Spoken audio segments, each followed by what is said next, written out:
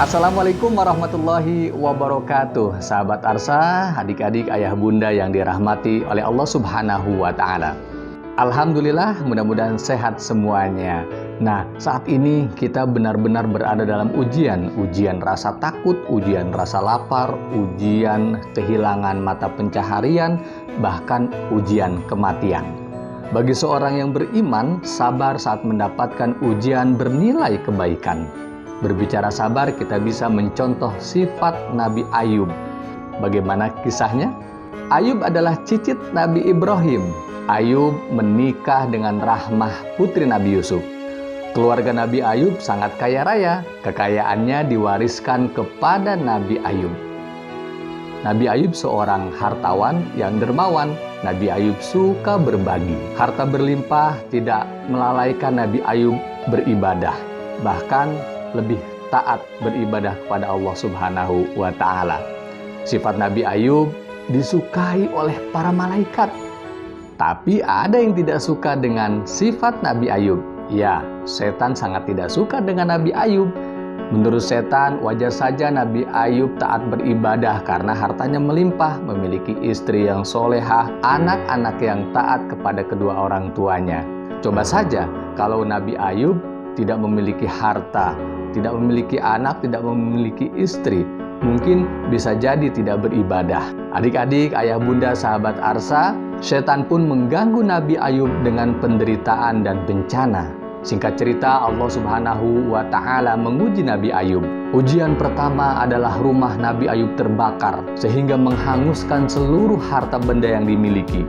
Hewan-hewan ternak mati. Anak-anak Nabi Ayub dipanggil menghadap Allah Subhanahu wa Ta'ala.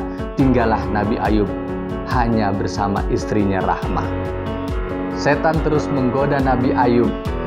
Dia datang menyerupai seseorang dan berkata, "Wahai Ayub, engkau telah sial. Semua orang bilang kalau engkau beribadah tidak ikhlas karena Allah Subhanahu wa Ta'ala. Dan sedekahmu hanya karena dilihat orang." Nabi Ayub pun menjawab, "Harta dan anak-anak adalah amanah dan titipan Allah. Allah yang memberikan rezeki kepada siapa yang dikehendaki. Allah pula lah yang nantinya akan mengambil kembali." Kehilangan harta benda anak tercinta tidak menyurutkan ibadah Nabi Ayub.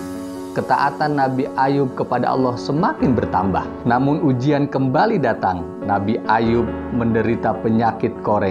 Warga mulai resah. Warga pun mengusir Nabi Ayub dari kampung halamannya. Nabi Ayub pergi ke suatu tempat dan tinggal terasing di sana.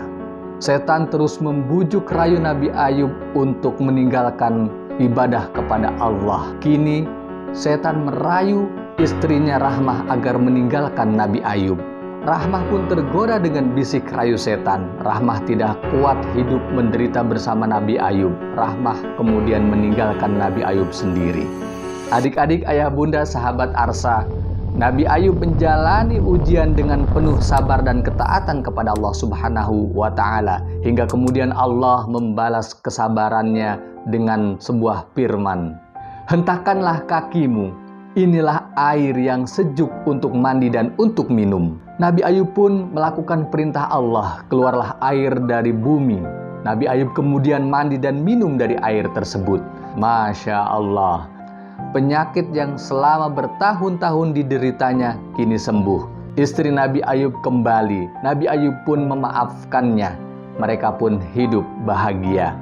Sahabat Arsa, demikian kisah kesabaran dan ketaatan Nabi Ayub. Mudah-mudahan kita bisa mencontoh dan mengambil hikmahnya bahwa harta benda adalah milik Allah Subhanahu wa Ta'ala.